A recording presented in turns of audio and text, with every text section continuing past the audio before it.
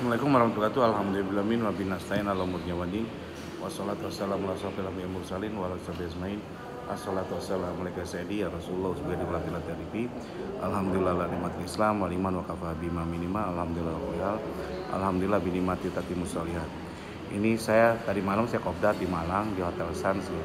Ada 3 orang termasuk Pak Antoni ini dan dengan istrinya gitu. Jadi dia ngasih jawaban, terima kasih Pak Ridwan kesempatan untuk waktu diskus kita malam ini. Semoga Allah memudahkan kami untuk dapat menjalankan arahan dan amanah dari Bapak. Insya Allah. Salam buat keluarga ya Pak. Semoga besok berjalan Bapak lancar. Amin amin. Besar harapan kami dapat bertemu lagi dalam waktu dekat dengan kondisi kami sudah 0% dari riba. Amin. Allahumma amin. Amin. Jadi hutangnya itu ada 2 gitu. Jadi hutang kartu kredit suami istri nilainya sekitar 500 jutaan, masing-masing 250 juta. Dan yang satu lagi hutang KPR rumahnya, nilai rumahnya 900 juta. Hutang Mas Yuran jangan itu. Jangan main itu. Nilai hutangnya sekitar KPR nilai rumahnya 900 juta, hutangnya masih 400 jutaan. Dan itu KPR itu istrinya yang buatan KPR dan untuk rumah orang tuanya itu. Dan Pak Antoni Wijaya ini orang yang luar biasa bisnisnya, matanya masih mata, kalau saya lihat ya matanya masih semangat sekali, motivasinya tinggi untuk sukses gitu. Dan keilmuannya saya pikir cukup ahli beliau gitu. Masalah kartu kredit sudah saya jelaskan ke mereka semua, itu mudah gitu, asal kita mau bisa menyelesaikan, karena kartu kredit itu jadi tidak ada kolateral jaminan gitu. Terus yang kedua, selesaikan dan harus yakin harus bisa menyelesaikan gitu. Negosiasi aja, kalau negosiasi insya Allah bisa sepertiganya daripada nilai hutangnya. Saya udah jelaskan ke mereka semua gitu. Dan itu banyak terbukti sob. Jadi hutang kemarin 500 juta paling insya Allah bisa deal yang kasus 25, kasus 50. Cap gimana menyelesaikannya? Ya udah selesaikannya, Anda tetap harus berusaha gitu. Dalam artian apa? Dengan adanya kita negosiasi, kita kan ada waktu untuk menyelesaikan gitu. Dan insya Allah kalau kita yakin bisa menyelesaikan, ya kita cicil, kita selesaikan satu-satu, kita selesaikan yang paling kecil dulu dan yang paling kondisinya paling reliable, paling dapat kemudahan untuk bisa menyelesaikannya. Contoh diskonnya lebih besar gitu. Jadi ya seperti itulah. Kalau dilarikan pihak ketiga malah bagus gitu. Dan pihak ketiga biasa ngambil hutang itu factoring ya, 10-20% gitu.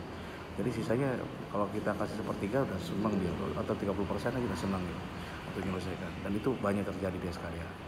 Terus yang kedua hutang ini ya, dan dia mau bisnis lagi, ulang bisnis, mau bisnis ini ya betul, pohon jeruk, dia punya kebun jeruk, orang tuanya mau dibangunin ini. Dan saya pun lihat semangatnya dia, saya sangat senang sekali untuk bisa bekerja sama dengan dia, bisa membantu saya gitu. Tapi niat itu saya masih hold gitu. Loh kok bisa ya? Ya iya ya, karena apa? Kecenderungannya saya ingin dia bisa menyelesaikan masalah riba atau setidaknya tobat ini tentang riba di KPR-nya, karena masih ada keraguan untuk menyelesaikan ini. Jadi bukan keraguan ya hampir mirip lah gitu. Dia masih utang, harus yakin sob kalau menyelesaikan itu. Saya contoh ya, saya punya utang di bank segala macam-macam, bla jaminannya A B C D. Saya udah ngomong ke istri saya, kalau kita sekarang ini saya nggak mau terlalu lagi, saya stop langsung. Saya mau berhenti, saya negosiasinya bukan restrukturisasi sob. Apa coba ya negosiasi saya? Pelunasan.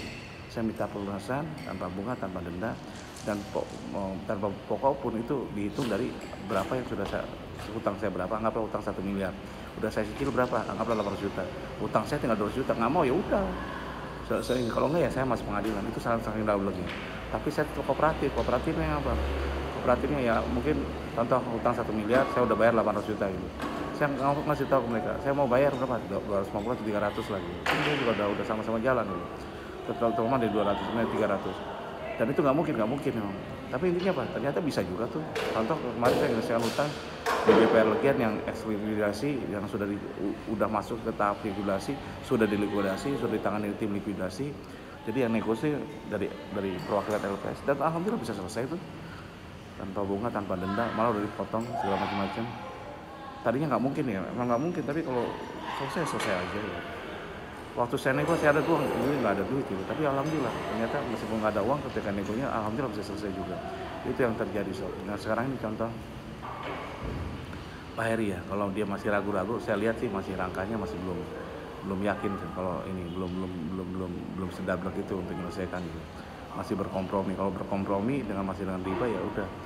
saya sekarang nih kalau mau kerjasama, mau bantu orang pun segala macam-macam, mau kerjasama pun dengan orang, berbisnis atau apapun, mau bantu pun, itu harus ada keyakinan bahwa dia benar-benar memang itu kan urusan saya. Jadi intinya saya ingin mereka ini pengen berbisnis tanpa riba gitu.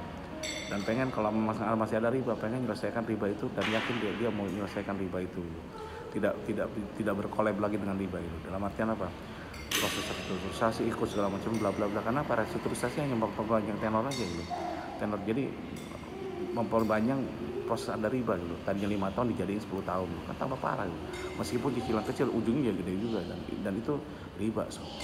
Jadi saya sih berharap ke dia seperti itu gitu. Kalau dia mau saya negokan dengan si bank itu, nego lunasan riba supaya cepat selesai. Dan kwitansi hutang yang lain juga sama, saya negonya apa? Nego pelunasan riba, bukan nego ini restrukturisasi atau apa. Saya nggak mau restrukturisasi.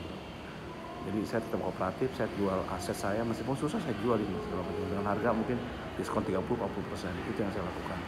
Jadi terus saya juga saran buat Pak Antoni tadi, dia kan mau bisnis ini, cari kerjasama. Kebun jeruknya orang tuanya mau dipejadikan kayak argo bisnis lah gitu. Ada restoran dan macam-macam, segala macam-macam. Kalau saya ya, kalau bisa ditunda dulu kan sebelum menyelesaikan masalah ribanya. Kalau riba udah selesai ya udah baru bisa lakukan ini. Atau juga bukan selesai ribanya, setidaknya dia double dulu untuk menyelesaikan ribanya. Jadi tidak mau berkolab lagi dengan riba. Dan ini riba terakhir nih. Kalau masih berkolab, saya pikir berkahnya nggak bakalan ada. Jadi bisnis apapun yang kita lakukan itu pasti bermasalah. Mudah-mudahan saya doakan Pak Antoni dengan istrinya Mbak Devi dapat kebaikan, mudah-mudahan bisa lepas riba. Demikian dari saya, kalau salahnya kalau kurang banyak kurangnya. Wabillahi taufiq wal hidayah. Wassalamualaikum warahmatullahi wabarakatuh.